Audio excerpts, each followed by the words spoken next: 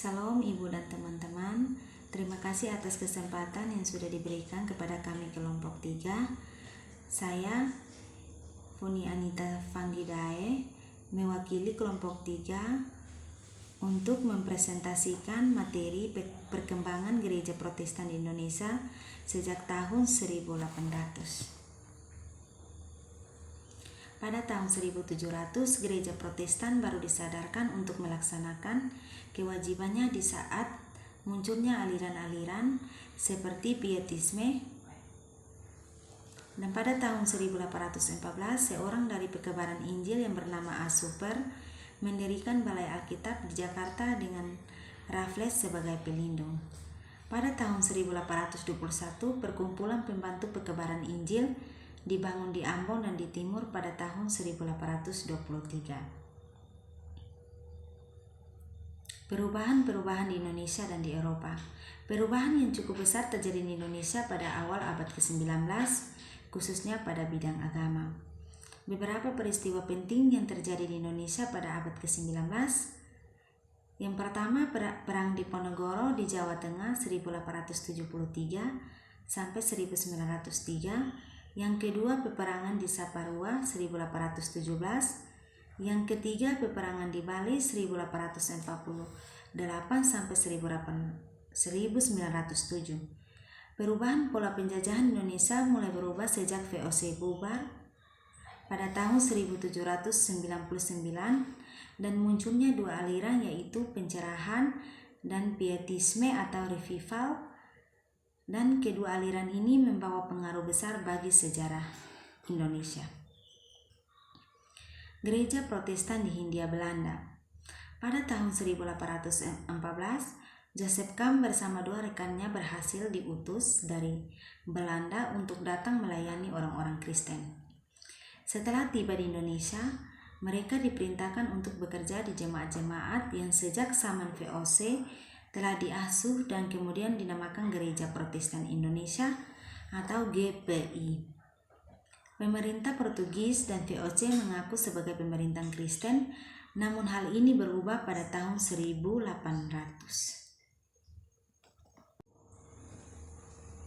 Setelah bangsa Inggris menyerahkan jajahan-jajahan Indonesia ke Nederland, mereka merubah keadaan. Willem menyatukan semua gereja Protestan di Indonesia menjadi satu yang diberi nama Gereja Protestan di Hindia Belanda, dan juga mengeluarkan peraturan-peraturan yang akan diberlakukan dalam gereja Protestan di Hindia Belanda sebagai berikut.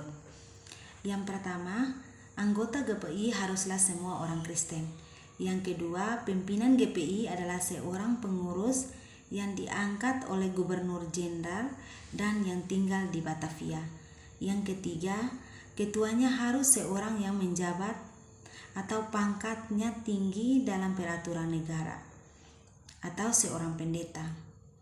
Yang keempat, anggota-anggota pengurus haruslah para pendeta jemaat di Batavia dan 3 orang tokoh jemaat. Lembaga-lembaga pekebaran Injil. Pada abad ke-16 dan 17, dengan berbagai alasan, gereja-gereja Protestan belum menjalankan kegiatan di bidang pekebaran Injil. Penyiaran iman Kristen kembali bangkit di abad 18. Orang-orang Belanda yang tertarik dengan usaha-usaha pekebaran Injil tidak mau hanya berteori. Mereka mendirikan Netherlands atau NZC pada tahun 1797. Ini merupakan lembaga utusan Injil di Belanda. Kemudian muncullah lembaga-lembaga di samping NZG, yaitu Java Community 1855, NZV 1859. Orang Kristen di Indonesia tidak puas dengan keadaan GPI dan akhirnya mereka membangun lembaga Alkitab pada tahun 1814 serta lembaga pekebaran Injil di Batavia pada tahun 1815. Lembaga-lembaga ini dibangun lalu diurus oleh anggota-anggota jemaat yang terpengaruh oleh cita-cita Pietisme dan revival. Sekitar tahun 1800, Gerakan pietisme dan revival menghasilkan lembaga-lembaga PI yang tidak mempedulikan batas gereja dan nasional, serta lembaga-lembaga ini sangat peka terhadap rasa superioritas orang-orang barat terhadap orang-orang non-barat.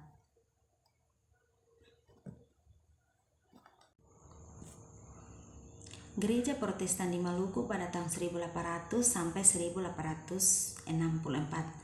Tahun 1790 sampai 1820, Ambon dan Kepulauan Maluku berada dalam keadaan yang tidak menentu.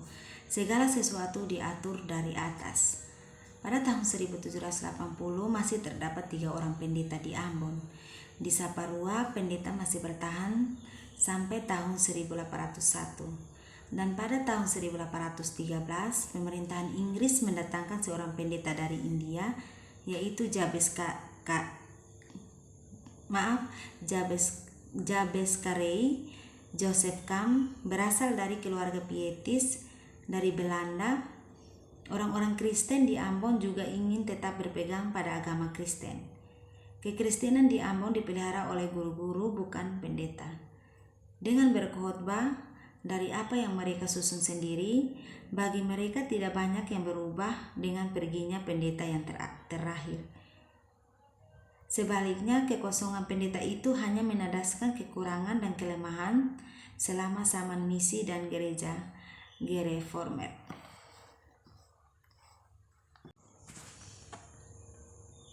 Gereja di Minahasa sampai penyerangannya kepada GPI pada tahun 1800 dan 1880.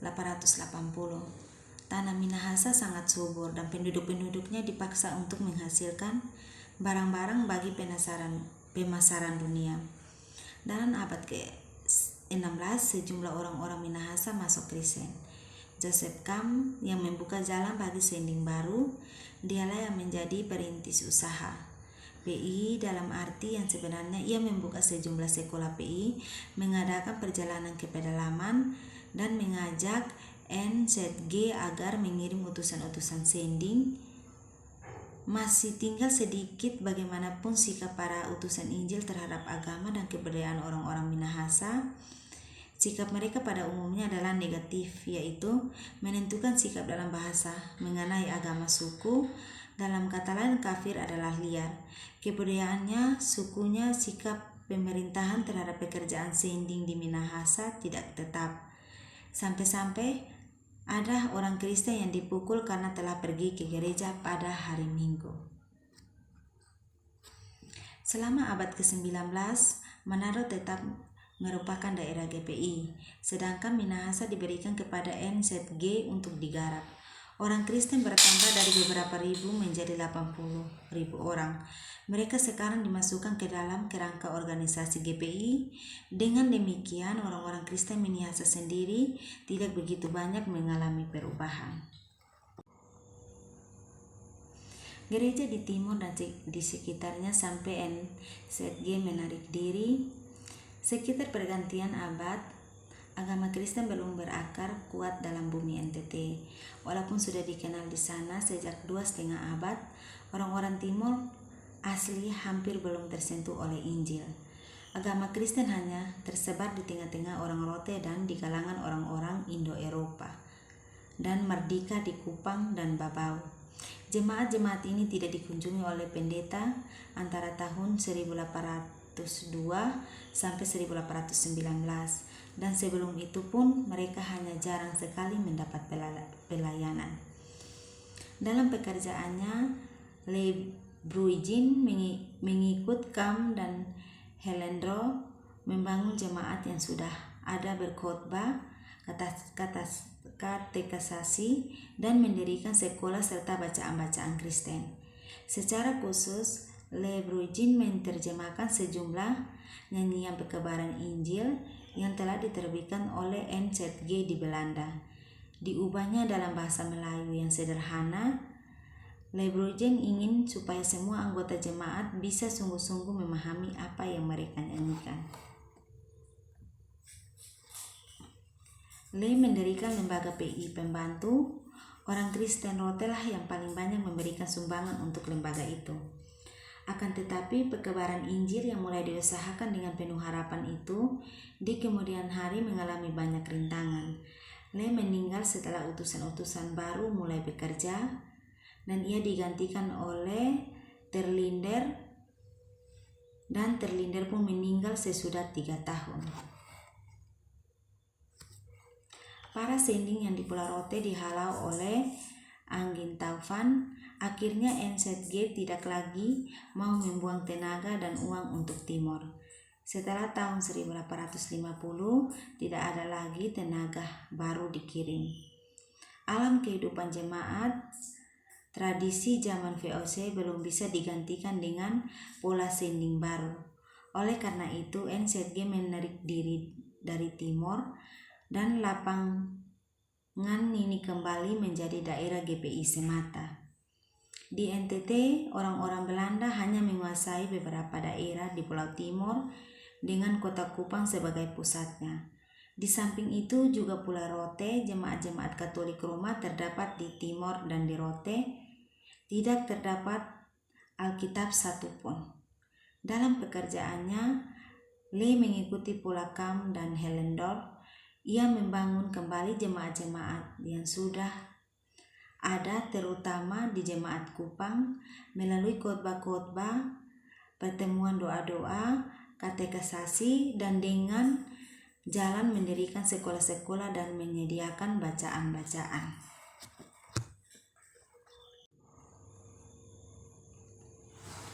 Perkebaran Injil di Kalimantan Selatan sampai Perang Hidayat pada tahun 1836 sampai 1859. Di wilayah Kalimantan Selatan terdapat 2 golongan penduduk. Di daerah pesisir tinggal orang-orang yang disebut orang Melayu. Mereka ini berbahasa Melayu dan menganut agama Islam. Daerah pedalaman dikuasai oleh orang-orang Dayak. Mereka hidup terpencil dan berpegang agama sukunya. Agama Kristen bagi mereka masih baru sama sekali. Orang-orang Dayak hidup terpencil dan mereka tetap berpegang pada agama suku mereka yang kemudian hari disebut agama Kahringan. Di daerah pesisir tinggal orang-orang Melayu dengan menganut agama Islam sejak abad ke-18 dan sudah dipengaruhi oleh Belanda. Sedeling berusaha untuk mempengaruhi orang-orang Dayak dengan mendirikan sekolah dan mengadakan kebaktian menggunakan bahasa Dayak. Namun pendekatan ini kurang berhasil. Oleh karena itu para sedeling di samping tetap menempuh cara mereka yang pertama, yaitu mendirikan suatu masyarakat baru. Mereka tidak dipaksa masuk Kristen namun tetap mengikuti ibadat. Kepala sedeling menetap di pedalaman yang masih beragama suku. Dengan susah payah, dengan pengorbanan jiwa yang sangat besar, mereka berhasil membaptis beberapa ratus orang Dayak. Hasil itu dicapai dengan menggunakan beberapa metode. Akan tetapi Perang Hidayat pada tahun 1859 merusak hasil pekerjaan mereka dan memaksa mereka untuk memulai pekerjaannya kembali hampir dari titik permulaan. Gereja Katolik Roma sampai masuknya Serikat Yesus dalam abad ke-17 dan ke-18, secara resmi tidak ada gereja Katolik Roma di wilayah VOC. VOC tidak menerima kehadiran Romawi Katolik Roma di daerah kekuasaannya. Setelah tahun 1650, sikap pemerintahan VOC menjadi lebih lunak. Dan pada tahun 1750 merupakan zaman kemunduran bagi gereja Katolik Roma. Semangat berkurang dan misi mendapatkan pukulan yang hebat dan untuk sementara waktu. Serikat Yesus dibubarkan setelah VOC bubar. Kebebasan itu juga berlaku di Indonesia. 2 orang praja sekuler DA bukan anggota Ordor pada tahun 1808 kedua imam itu tiba di Batavia. 1 orang tinggal di sana dan satunya lagi di Semarang. 2 tahun kemudian Surabaya dikirim pastor der Paus, Pastor Nelly Sedengagel, gelar Praefectue Apostolicus, kepala misi dan beri wewenang oleh Takrasuli, yaitu Paus sendiri. Kedua pastor itu dan rekan-rekannya bekerja di tengah-tengah orang Katolik dari golongan Eropa asli dan Indonesia Eropa. Kita mendapatkan kesan corak kerohanian pastor dapat dicicipi dari pokok khotbahnya waktu mentabiskan gereja di Surabaya. Tinjauan umum atas periode 1800 sampai 1860 A. Para sending. Orang-orang Kristen berkebangsaan Indonesia pada masa 1800 sampai 1860 ini terdapat baik di dalam lingkungan GPI maupun di lingkungannya. Yang paling banyak dalam Maluku Timur, kemudian juga Minahasa. Tenaga-tenaga yang diutus oleh lembaga-lembaga sending di Eropa pada umumnya berasal dari kalangan pietis. Pada zaman VOC, usaha perkabaran Injil terikat pada suatu lembaga gereja yang tertentu. Jumlah utusan sending pada masa 1815 sampai 1860 bekerja dalam jemaat-jemaat GPI dan di lapangan tidaklah seberapa besar. Dalam pekerjaannya mereka tidak mau mengikat diri kepada ajaran atau mendapatkan kesembawati dan metode yang tegas. Para sending menggunakan bahasa Melayu dalam gereja dan sekolah karena di daerah itu terdapat berbagai bahasa suku. Para sending mementingkan keputusan orang perorangan untuk menerima Kristus sebagai juru selamat. Yang dibahas di sini ialah individualisme, artinya dalam mengusahakan supaya orang bertobat dan supaya taraf hidup orang ditingkatkan. Pemberitaan firman oleh para sedeling pada zaman itu bersifat kristosentris yang menjadi pusat perbandingan dengan cara kerja VOC. Cukup sama misalnya sikap negatif terhadap kebudayaan pribumi, kecenderungan untuk menjadikan keadaan dalam gereja dan masyarakat.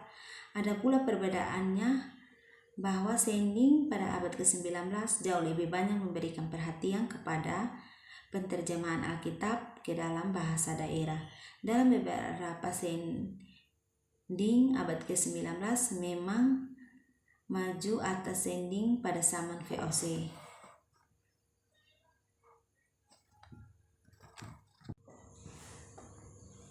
Tinjauan umum atas periode 1800 sampai 1860 orang-orang Kristen Indonesia. Jumlah orang-orang Kristen berkebangsaan Indonesia bertambah besar karena Nausending di Minahasa membawa hasil yang baik. Di Kalimantan hanya beberapa ratus orang yang beralih dari agama Kristen. Di Jawa Timur dan di Tengah lebih banyak. Itulah hasil gerakan di kalangan orang Jawa. Bahkan ada juga yang masuk karena tertarik pada pribadi seorang pekebaran Injil dan lain alasannya. Tetapi ada juga orang yang masuk karena alasan yang sah, yaitu karena tertarik pada pribadi Kristus, yang di dalamnya mereka melihat Allah secara utuh. Persiapan untuk baptisan rata-rata dijalankan dengan sesungguhnya yang lebih besar dari zaman VOC. Bahan-bahan katekisasi yang dipakai dalam persiapan itu beda-beda. Ada yang menggunakan karangan-karangan yang baru dalam ibadat dan tetap mengikuti pola barat. Mulailah diadakannya nyanyian baru dalam bahasa daerah atau dalam bahasa Melayu yang sederhana. Para peserta lebih banyak menghayati isinya, dalam artinya mereka memberikan juga sumbangan. Dalam hal organisasi gereja, orang Indonesia kurang diberi kesempatan untuk memainkan peranan. Hanya para guru, serta penolonglah yang dapat dipandang sebagai tokoh-tokoh pimpin pribumi.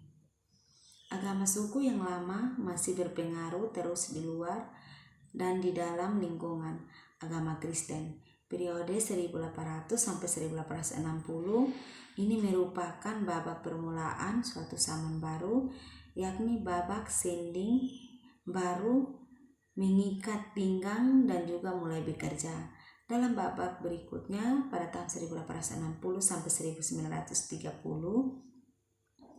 kegiatan sending akan berkembang terus, baik dari sudut jumlah, tenaga maupun dari sudut metode kerja.